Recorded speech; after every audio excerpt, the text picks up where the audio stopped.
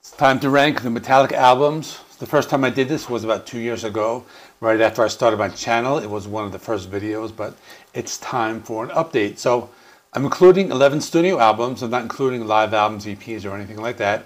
I'm including 72 Seasons, so we can see where that falls. So to prepare for this, I gave each album another complete listen. I listened to them in chronological order. I know most of these I have listened to like over the years. I've been a Metallica fan for about 35 years, and this ranking is going to be based on my feelings after giving them like just one more listen to see if anything changed, and there will be some surprises. So let's get right into it. At number 11, I have Saint Anger. That shouldn't be any surprise. The band was in a bad place. James Hetfield was in and out of rehab, and Jason Newsted left the band. They actually recorded it as the three-piece. Bob Rock played the bass on the album, then they hired Robert Trujillo shortly after. So I listened to it again. It felt very long. It felt tedious. It was kind of hard to get through. I think out of all the albums, this was the one that I felt like was difficult to get from start to finish. But with that being said, I like Frantic. I like Saint Anger. Those not too bad. Over Within My Hands is not too bad. But a lot of the songs in the middle were kind of difficult for me. I think the worst songs were My World and Purify. Otherwise, it's just not an enjoyable album. It's not a good album, but we all knew that anyway. At number 10, this one might be a surprise, but I have Hardwired to Self-Destruct. Now, it's following Saint Anger, but it's a really big jump in quality. The biggest problem with this is that it has a lot of filler on it. So I thought if they would have cut it down to a single album, it would have been ranked a lot higher. So for me, the first 6 songs, Hardwired, Atlas Rise, Now That I'm Dead, Moth into Flame, and Dream No More, and Halo of Fire, those are great songs. After that, I would just completely get rid of Confusion, Mankind, Here Comes Revenge, and My Savage. I think those, I'll take them off and save them for bonus tracks if they ever did some re-release. And then to close the album, I closed with Murder One and Spit Out the Bone. The latter being the best Metallica song of the 2000s in my opinion, including everything on 72 Seasons. But because of that filler is the reason I have at number 10. But if you cut it down the way I said, it would be a great album. At number 9, I have Reload from 1997. This one I think I like a little better than I did at first. It has 2 great songs in the beginning, Fuel and Memory Remains. Unforgiven 2 is pretty good. It has some weaker points in the middle with Slither, Carpe Diem Baby, Bad Seed, and Where the Wild Things Are. But I enjoy No Man's Lyric. It's a weird song, but I enjoy that. Attitude's a really great song. And the album closer, Fixer, is not too bad. So not as good as Load. That's actually going to be surprised when I get to Load because I have that higher than you would expect. But I have Reload at number 9.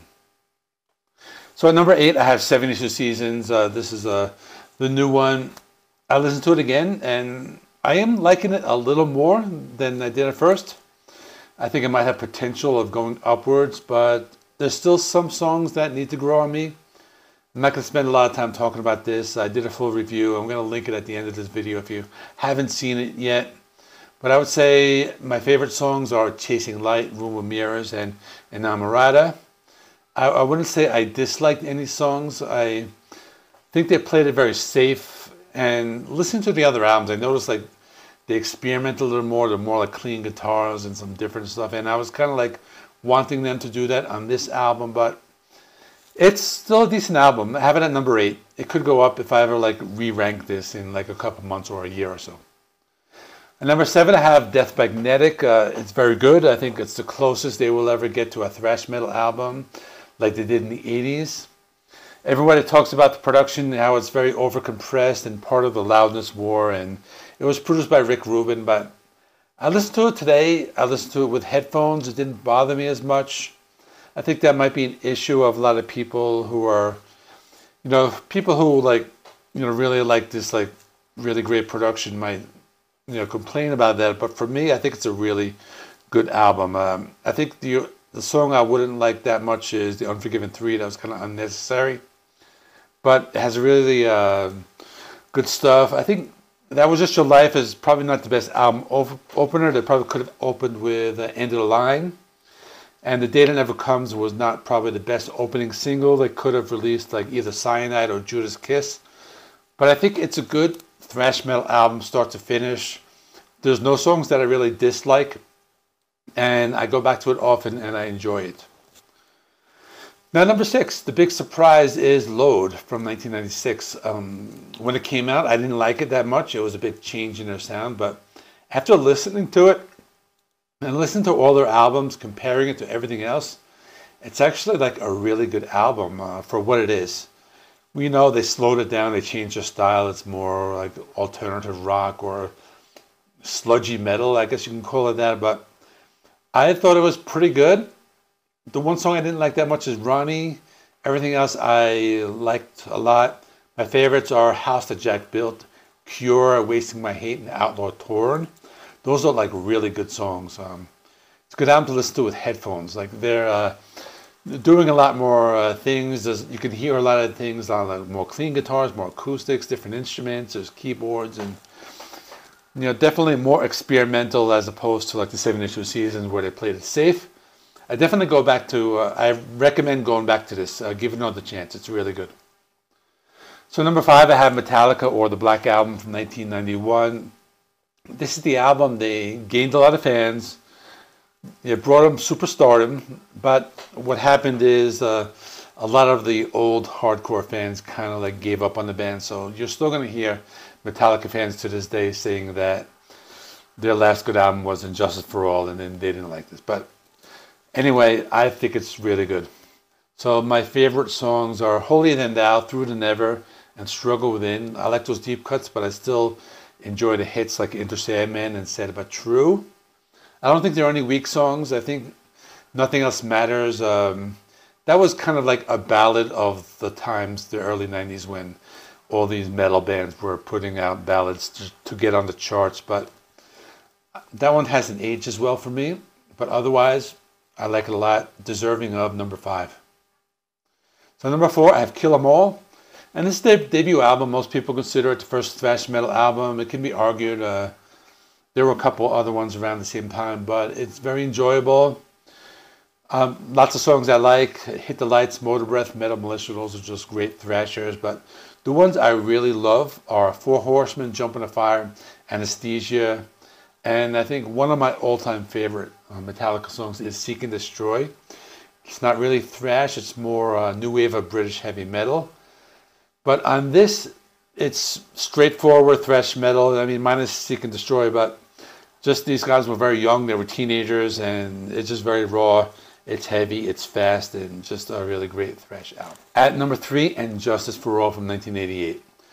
So let's get this out of the way. I know they turned the bass guitar all the way down, but despite that, it's a great album. I think it's one of their darkest and heaviest albums ever recorded. Great album, start to finish. The only album where they kind of like do more like a progressive metal with thrash. And like many of the early albums, they open and close with some heavy songs with Blackened and Dyer's Eve. They have the instrumental To Live Is To Die, lots of other great songs, Eye of the Beholder, Short as Straw, Harvester of Sorrow. Those ones are really heavy, they're really dark, have lots of complex rhythms and different like tempo changes. So it's a very unique album.